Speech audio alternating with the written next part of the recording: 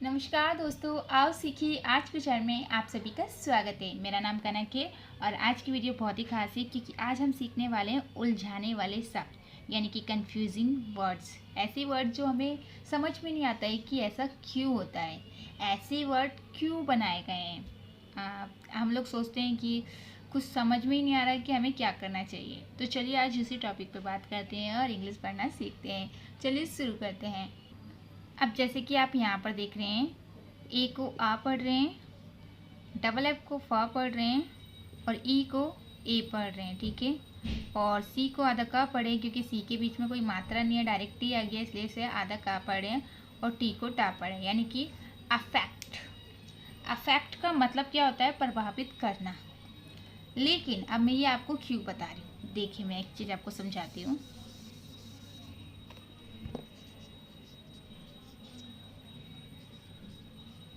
Affect and effect, इन दोनों का मतलब ही, इसका मतलब होता है प्रभावित करना, इसका प्रभाव यानी परिणाम, ठीक है। दोनों एक ही जैसे होते हैं, बस थोड़ा सा अलग होता है। इसमें ए होता है, इसमें ई होता है। अब इसमें हम कंफ्यूज हो जाते हैं कि अफेक्ट लिखना है या फिर इफेक्ट लिखना है।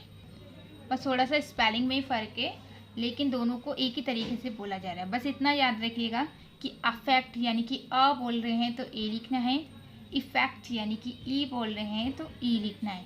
बाकी पूरा ऐसे ही लिखा जाएगा। सिर्फ आपको फैक्ट देखना है, तो फैक्ट तो दोनों में एक ही जैसा लिखा हुआ है तो आपको एक ही जैसा लिखना है, ठीक है। तो ये आपने समझा। अभी मैं आपको और बताती हूँ जो तीन एक जैसे होते हैं, जैसे कि अडेप्ट। अडेप्ट में मैं आपको दिखाती हूँ, ADPT।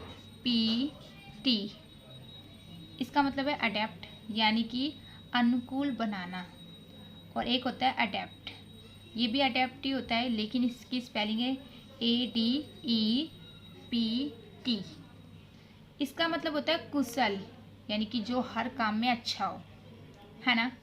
अब यहाँ पर देखिए अडॉप्ट।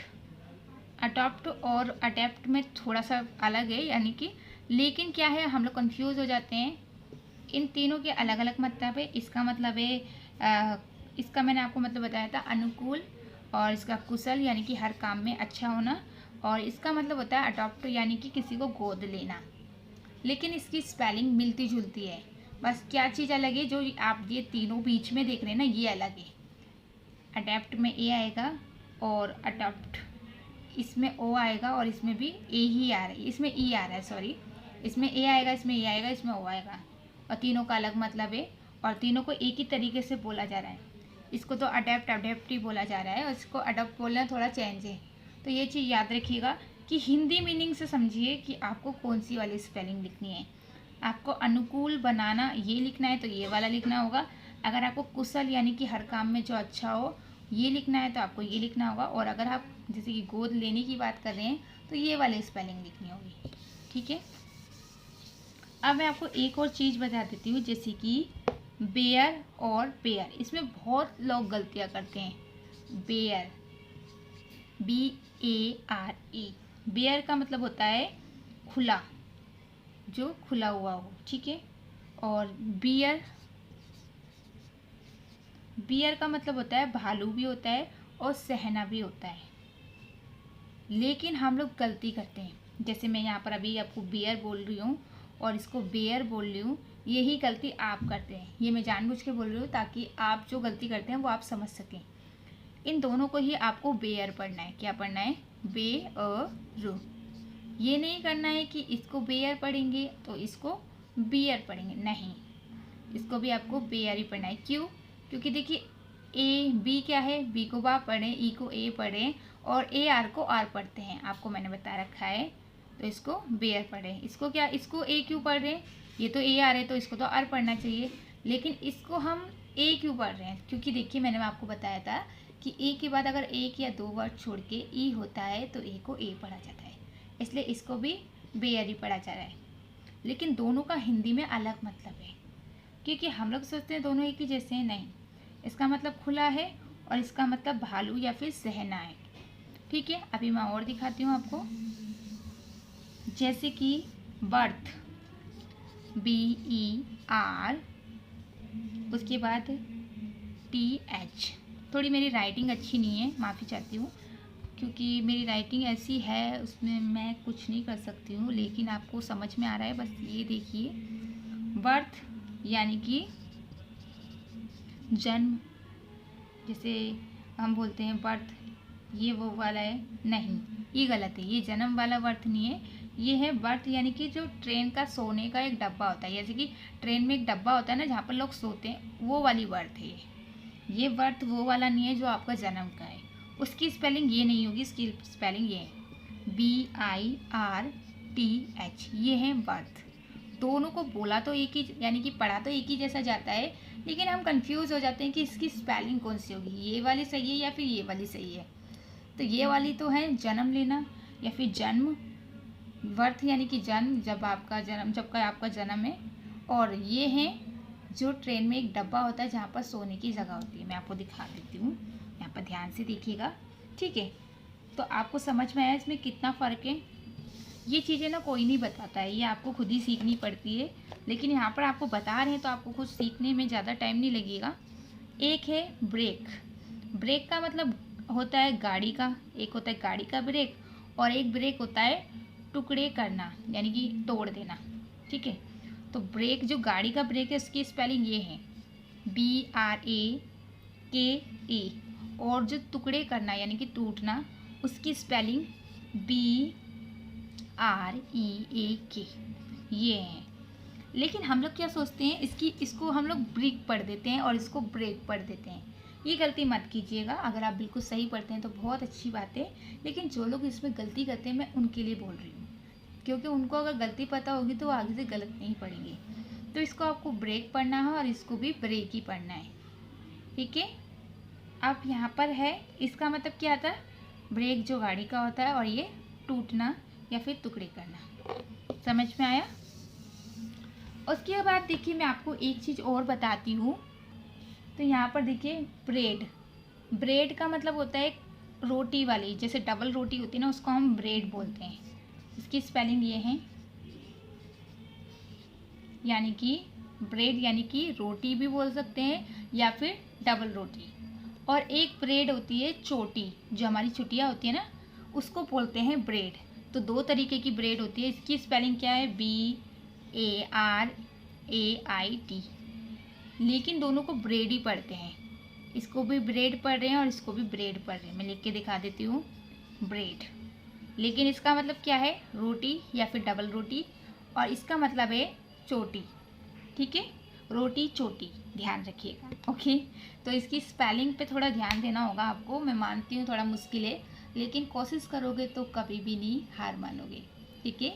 आपने सुना होगा कोशिश करने वालों की हार नहीं होती, तो प्लीज़ करिएगा ताकि आपकी इंग्लिश अच्छी हो सके। चलिए अब आगे और दिखा देती हूँ।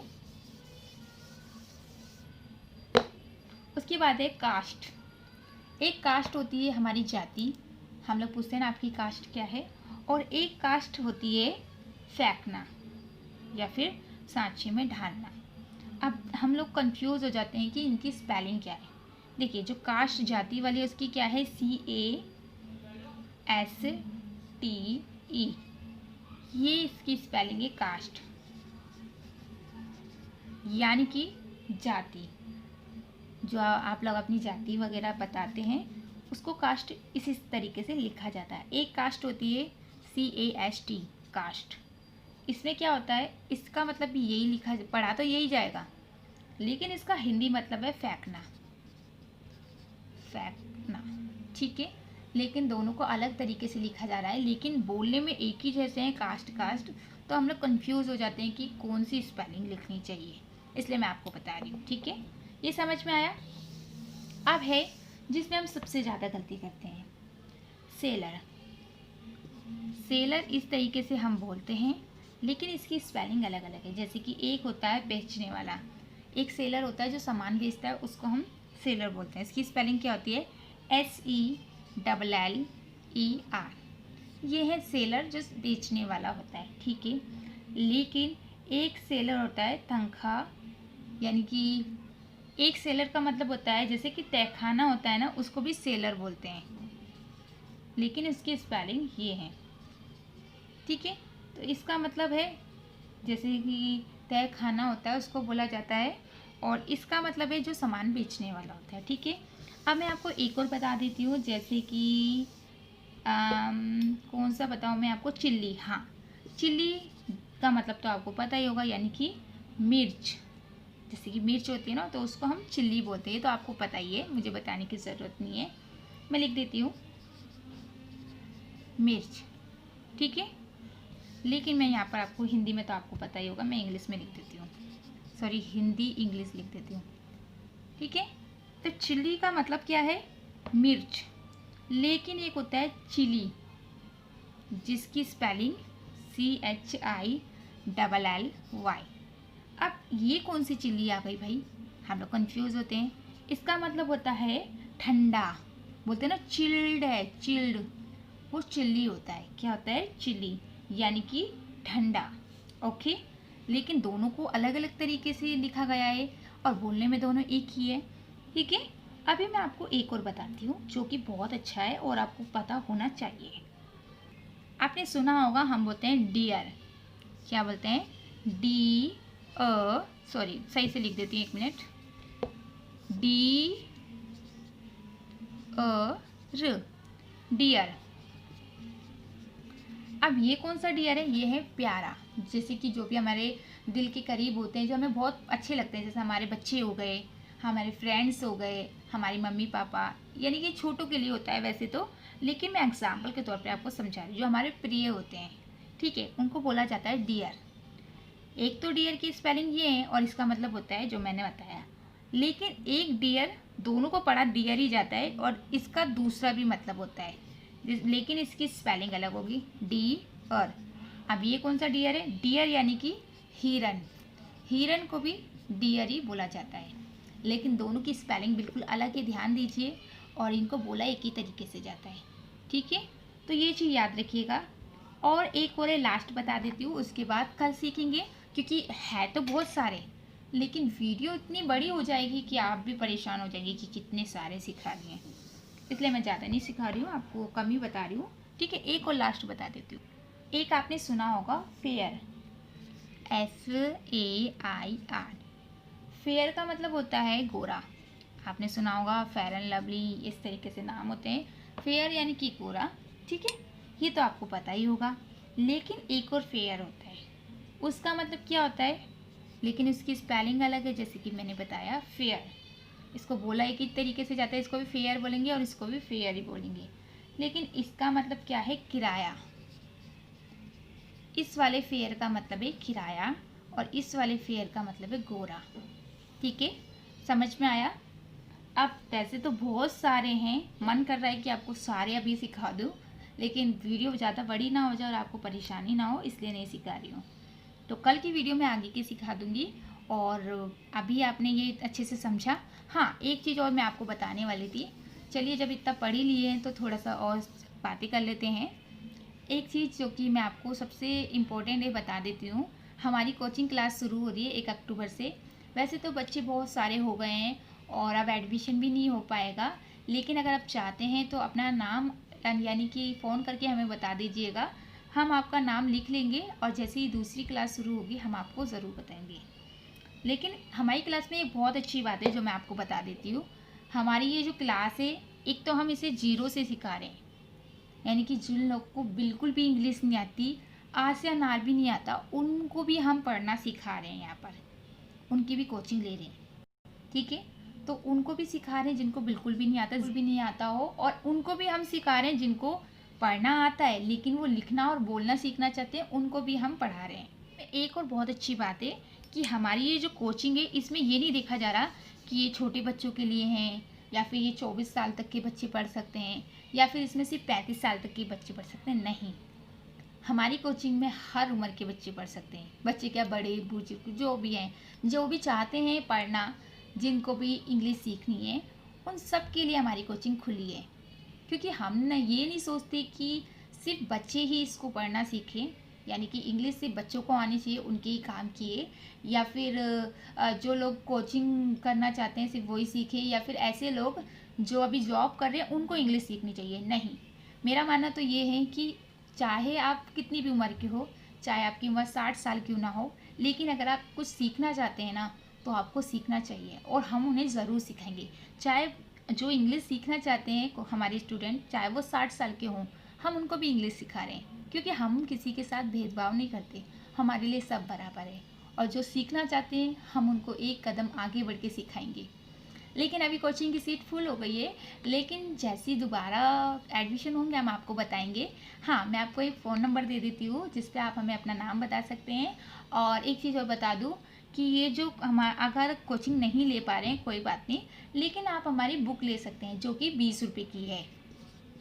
और इस बुक में क्या है, इंग्लिश पढ़ने लिखने के सारे रूल्स हैं। 95 पेज है इसमें, और जिसमें आपको शुरू से लेकर लास्ट तक इंग्लिश पढ़ना बोलना सिखाया गया है। सॉरी, बोलना नहीं है, इंग्लिश पढ़ना और लिखना है। अभी मैंने टेंस वगैरह नहीं है इसमें, सिर्फ इंग्लिश पढ़ने के और लिखने के रूल्स हैं, ठीक है। और ये जो बुक है 20 रुपये की मिलेगी। आप इसे पेटीएम, गूगल पे, फ़ोन पे किसी से भी भेज सकते हैं। हाँ, मैन है हमारा नंबर। फ़ोन कैसे करेंगे, चलिए मैं आपको पहले अपना नंबर बता देती हूँ। हमारा नंबर है, इस पर आप फ़ोन कीजिएगा, और हो सके तो व्हाट्सअप मैसेज ही कर दीजिए, सबसे अच्छा रहेगा कॉल करने से अच्छा। और ये जो बुक है आपको सिर्फ 20 रुपये में मिलने वाली है। सिर्फ 20 रुपये में आप ये बुक ले सकते हैं। बहुत सारे लोगों ने ले चुके हैं। सच बताऊं तो पूरे टाइम मेरा इसी में ख़राब होता है कि मैं बुक दूं, लेकिन मैं इसे ख़राब नहीं मानती। मेरे लिए बहुत अच्छी बात है कि आप लोग बुक ले रहे हैं और आप लोगों को हेल्प हो रही है, आप घर बैठ के पढ़ सकते हैं। और सबसे बड़ी बात ये है कि ये मैं सिर्फ ऐसे नहीं कर रही हूँ कि आपको बुक दे दी, मेरा काम ख़त्म, मुझे कोई मतलब नहीं है आप कौन मैं कौन, नहीं। आप चाहे पूछ लीजिएगा जिन्होंने बुक ली है उनको, कि वो लोग उन लोगों को मैंने बोल रखा है कि बुक लेने के बाद भी अगर कोई भी चीज़ आपको समझ में नहीं आ रही है तो आप हमसे व्हाट्सएप पे जब मर्जी पूछ सकते हैं कि मैम इसका ज़रा हमें समझा दीजिए, और मैं समझा भी रही हूँ। आप कोई देख लीजिएगा, जो भी किसी ने ली होगी तो उससे पूछिएगा कि मैं समझा रही हूँ या नहीं। पूरे अच्छे से पूरी हेल्प कर रही हूँ, उनको अच्छे से समझा रही हूँ एक एक चीज़। अगर कोई भी पेज ऐसा है जो उनको समझ में नहीं आ रहा है, बहुत से लोगों ने मुझसे एक क्वेश्चन पूछा जो मैं यहाँ पर भी दिखाती हूँ कि ये जो जैसे आ ई, इनके पीछे ये जो एस सा बना होता है इसको क्या पढ़ते हैं।